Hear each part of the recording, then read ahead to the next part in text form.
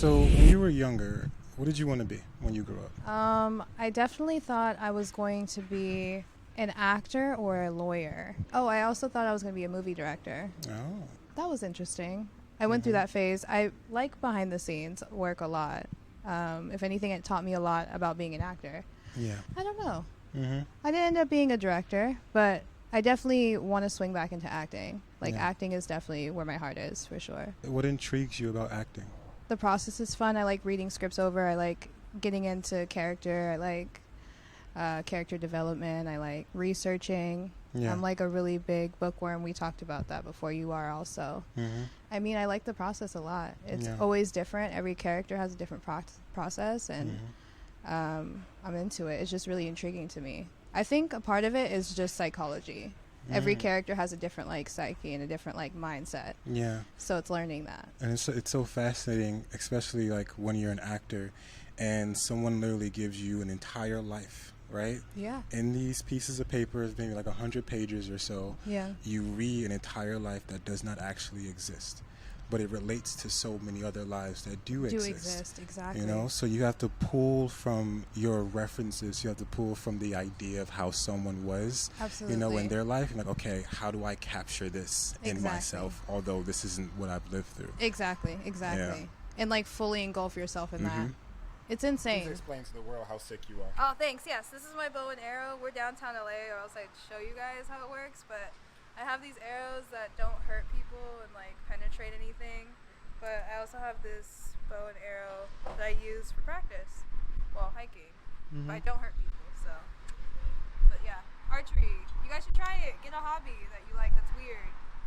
You're so cool. Yeah, my crossbow. Yeah. How did that start? The archery thing? Yeah. I was depressed as fuck. Of course it is. Yeah. You know, all cool things start from sometimes a sad place. Absolutely, yeah.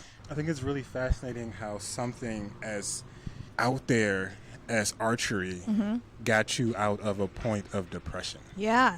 No. Weird. That's so interesting. It is you know? interesting. How some people would choose a different vice, you know? Yeah. Whether it's drugs or intercourse or just being a really rude or mean person. He was like, you know what? I'm going to pick up this bow and arrow and I'm going to start getting doing all something medieval on your ass. Exactly. And I'm not saying I'm like sick at it yet. I'm still on like level 1, maybe still 0. We're working on it. We're getting there. Yeah. But if anything, I did have a level of depression where it just really inspired creativity. I definitely did go through a dark phase though. Just was sad in my sad girl feelings, but I've came back from it, and I feel like archery, like you're saying, it's kind of like opened up a new like weird avenue about myself I didn't know like I would even be interested in. Maybe kid version me would be like, oh, that's really cool, you're into archery, but still wouldn't. Again, she still wanted to be a lawyer, so she wasn't really like picking up a bow and arrow. So to think I'm doing it at 26 is cool.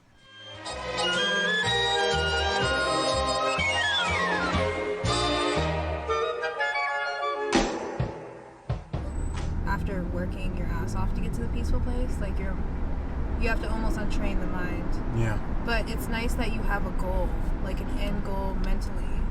Because a lot of people have an end goal financially. Yeah. But they don't have an end goal mentally. Like, yeah, I want to make $1 billion and blah, blah, blah. Cool. When you make $1 billion, are you going to still be unhappy? Are you still going to not work on your inner peace? Are you still going to work on or neglect all these like traumas you've been through? Like 100%.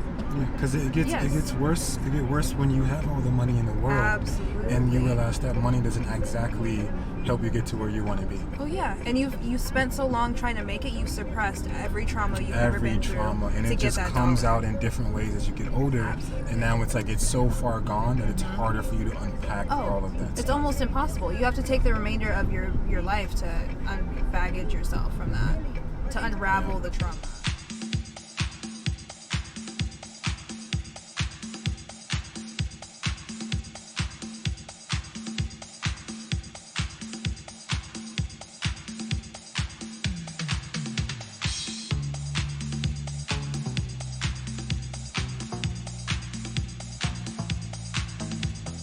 A lot of us girls want to show ourselves, and because a lot of times we're terrified of ourselves not showing, right? Because we have brand deals, we have things that are on the line, and it's like if I do archery for a brand, I don't know if it's gonna do well. We like start second guessing ourselves. So a person like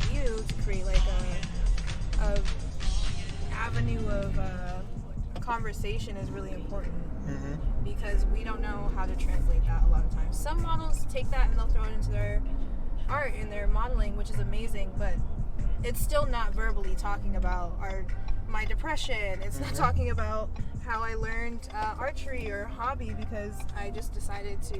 How do you make yourself smile on the worst days? Exactly. And like, how do you take yourself out of the creative world sometimes? You know, because you need to. Absolutely. Because you're human. Absolutely. Being a creator isn't who you are. Right. It's an aspect of you. Exactly. And it gets unfortunate that people tend to make it a part of their personality. Oh yeah, and some people are trapped in it though, and that's the scary part. Is that I have friends, obviously won't say names, that I feel like they will never be able to get out of that bubble unless they get out of their head first. And it's like, I don't know, some of my friends are just constantly, which I admire them for their work ethic, if anything, but I think I burnt myself out. Like, I remember being burnt out and being like, fuck, I don't even know if I want to do this anymore. Yeah. And that shit it hurts because you work on something for so long and then you're like, damn, I don't even know if I want to. You're up here and you've like dug all this way and now you're like, I don't even know if I want to be here anymore. Not in an ungrateful way, just in a way of like, dang, I couldn't take myself out of my own head for so long, and now that I finally stepped out of the frame, I could finally like think of like what a peace of mind could be like. What I actually want in life. Maybe it's just going outside and like going on a hike and like getting a juice and just reading a book. Oh my god, Korean American. This is fire. So like anime, have you ever seen like when anime people cook? Yeah. It just always looks like It's good. so beautiful. It's so good. Oh, these are actual like recipes and shit. Fire. I actually really think it's good. So, what's your favorite anime? So my favorite one from childhood is Fruits Baskets, which they might have, they probably don't. I really like that one. I won't tell people what it's about because obviously spoilers. They have an anime, they have an anime as well, so it's like really good. Watch both. Obviously the non-dub version because we're cool. Yeah. And if anything, I like Fruits Baskets. I like there's this one comic book I actually just picked up and it's called like 100 Girlfriends, and it's like about this. It's about these girls who do like they basically you can purchase them to be a girlfriend, but it's just like they're in high school or they're in college, and you can rent them out, but they're not like doing like sex or anything. It's just like to look cool, like for the nerdy like guy on campus who just wants to like look cool. It's like a bunch of girls' stories in this anime book. And it's that's sick. It's pretty cool. I like that one. I just discovered that one. It's unfortunate how little we recognize the smaller things as being the thing that actually leads us to being happy or having happier moments. Absolutely. You know, we're sitting in a garden right now and you hear construction. Well, they probably can't hear it, but we hear the construction or the birds and people just like living their life and being in the moment and existing.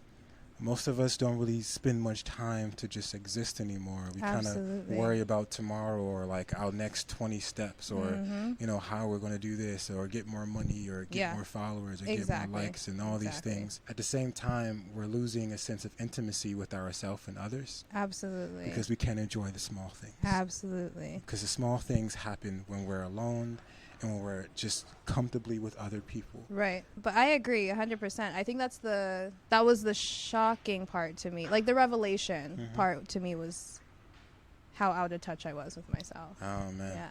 And that's crazy. Because you literally, I'm like a workaholic if I'm not sitting in the woods or like doing something of that nature. Just accepting things and not having expectations of what things should be or will be. And I mean with like everybody.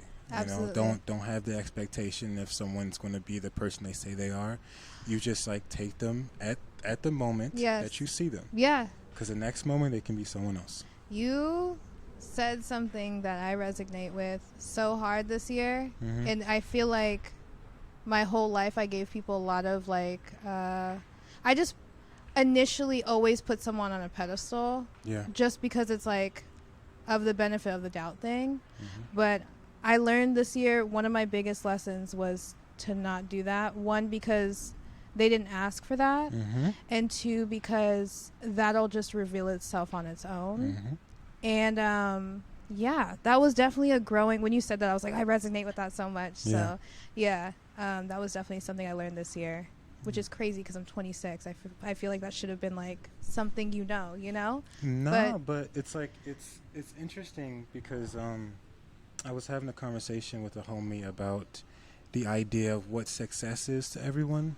And I told him how I prioritize my mental health over anything else. As you should. You know? Absolutely. Because inadvertently, when you prioritize your mental health, everything else turns out to be great because it's based Falls on your into place. perspective. Absolutely. Exactly. Mm-hmm. So when it comes to interacting with others or doing anything and having expectations of how reality is supposed to be, you'll always be disappointed because the way you view things are structured based upon how you view the past. Absolutely. So when you're speaking to folks and you put them on this high pedestal and expecting them to be this thing that you want them to be, it's quite selfish because you have this idea of how they're supposed to be for you. Yep.